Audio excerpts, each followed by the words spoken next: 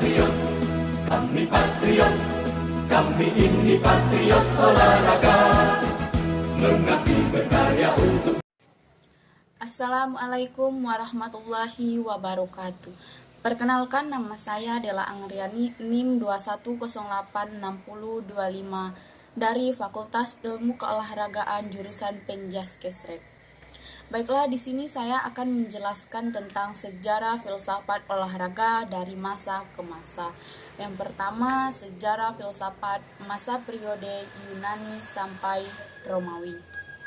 Periode ini dimulai oleh Socrates. Ia mengajar bahwa akal budi harus menjadi norma terpenting untuk tindakan kita. Melalui karya Plato. Plato adalah seorang filsuf paling tua dan tulisan-tulisnya masih menghiasi dunia akademis hingga saat ini. Baiklah, selanjutnya adalah Aristoteles. Aristoteles adalah seorang murid dari Plato. Walaupun ia tidak sepakat dengan gurunya mengenai soal-soal mendasar khususnya, ia menganggap matematika sebagai suatu abstraksi dari kenyataan ilmiah, dan dia berhasil menemukan pemecahan persoalan-persoalan besar filsafat yang dipersatukannya dalam satu sistem logika, matematika, dan fisika. Logika Aristoteles berdasarkan analisis bahasa yang disebut silogisme. Baiklah, yang kedua yaitu masa abad pertengahan.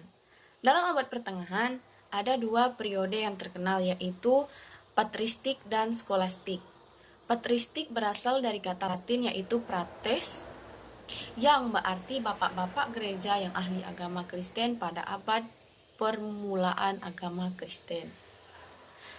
Kata skolastik menunjukkan kepada suatu periode di abad pertengahan ketika banyak sekolah didirikan dan banyak pengajar bermunculan.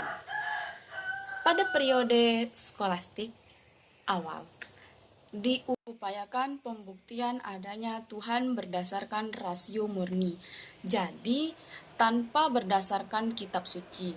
Selanjutnya ada periode puncak. Perkembangan skolastik yang dipengaruhi oleh Aristoteles akibat kedatangan ahli filsafat Arab dan Yahudi. Filsafat Aristoteles memberikan warna dominan pada alam pemikiran abad pertengahan. Pada abad ke-13 dihasilkan suatu sintesis besar dari Khazanah, pemikiran Kristiani dan filsafat Yunani. Periode skolastik akhir abad 14-15 ditandai dengan pemikiran Islam yang berkembang ke arah nominalisme, ialah aliran yang berpendapat bahwa universalisme tidak memberi petunjuk tentang aspek yang sama dengan umum mengenai adanya suatu hal. Salah seorang yang berpikir kritis pada periode ini adalah William dari Ockham, anggota Ordo Fransistan. Ini menghangatkan kembali persoalan mengenai nominalisme yang dulu pernah didiskusikan. Filsafat berkembang kembali berkat pengaruh filsafat Arab yang diteruskan ke Eropa. Baiklah, yang ketiga yaitu masa modern. Zaman modern ditandai dengan berbagai penemuan dalam bidang ilmiah. Dimulai dengan munculnya abad Renaissance.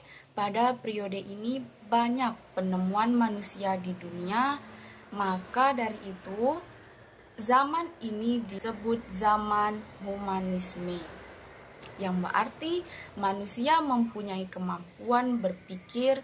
Ciri-ciri filsafat Renaissance adalah menghidupkan kembali rasionalisme Yunani, individualisme, humanisme, lepas dari pengaruh agama, dan lain-lain. Tokoh pertama filsafat modern adalah Descartes. Ada tiga pokok aliran filsafat modern. Yang pertama, aliran rasionalisme. Yang kedua, aliran empirisme, dan yang ketiga aliran kritisisme. Baiklah, saya rasa cukup sampai di sini yang dapat saya sampaikan. Mohon maaf apabila ada kesalahan kata atau kalimat dalam penyampaian. Saya akhiri dengan wabillahi taufiq wal hidayah. Wassalamualaikum warahmatullahi wabarakatuh.